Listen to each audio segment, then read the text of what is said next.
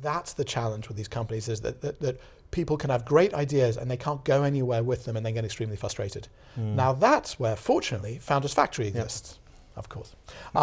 So Founders Factory that we've just set up has been based on some of those learnings of my own experience of running a large corporation, then my experience of sitting on those boards, as you've said, and seeing how hard it is to do innovation in those companies, and not because management are foolish or stupid, but because their structures are not set up to do that. They're not set up to disrupt themselves, and they're not set up to reward innovation in that way, and they're not set up necessarily to attract the right sort of talent. So Founders Factory is an arm's length company that will be backed by 6 corporates, 1 per vertical, and will incubate companies and accelerate others for them, meaning that at the end of 5 years, we should have stakes in over 200 companies which we've either accelerated or incubated. And we think that'll be a great way for corporates to be in touch with innovation and for us to move the strategic needle for them. And also they'll be seconding people to us. They'll be having their young, bright sparks with ideas. We'll be feeding those into this company. And we think this company will be a hive, a talent magnet, basically.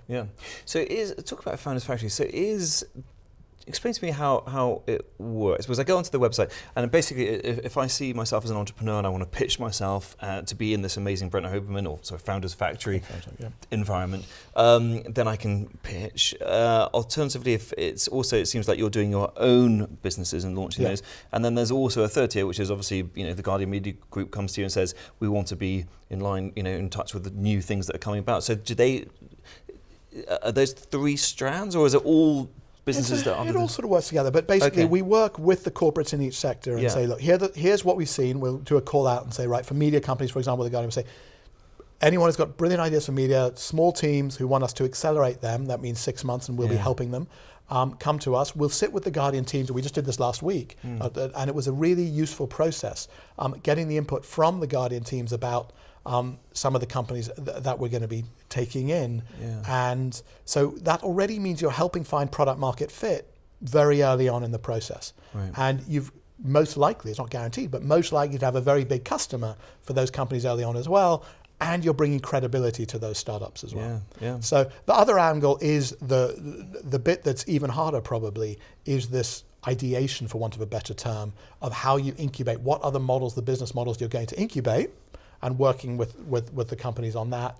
And then the really hardest bit is finding who's going to run those companies, which you've alluded to. Who's going to be the founder of that company that's not necessarily their idea. We're not the first people to have conquered this. We mustn't think it's impossible to do that. I have lots of friends of mine who launch like 1 new business a year. It's their idea. They incubate it and they find brilliant MBAs or whatever to run it, and they give them a decent stake of it. So it can be done, but I think the greatest risk is finding that person, which is why we're very focused on keeping up with young talent and young founders. Yeah, absolutely right. And that's why Founders Forum can then lead into the Founders Factory. And Founders of the Future. And all sort of pieces. And we have a recruitment business, Founders Keepers, as well. And we have a consultancy business, Founders Intelligence, that also works with large corporates, and they pay us to understand how startups are going to disrupt them and to do digital transformation for them.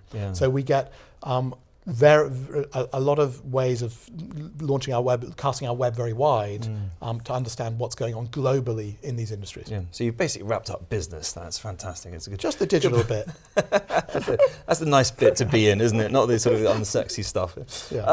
Because the Guardian Media Group quoted in the Guardian their own CEO David Pemsel talking about his investment into Founders Factory. Said this strategic investment gives GMG the opportunity to bring emerging technology trends into our own business and culture, giving us access to a global network of startups and the chance to get in early with possible commercial opportunities. So, I mean, this guy is obviously raving about it. The one per industry, is that obviously so you don't get competition and sort of the... Yeah, initially, actually, when we first thought of the idea, we actually thought we might have multiples per sector.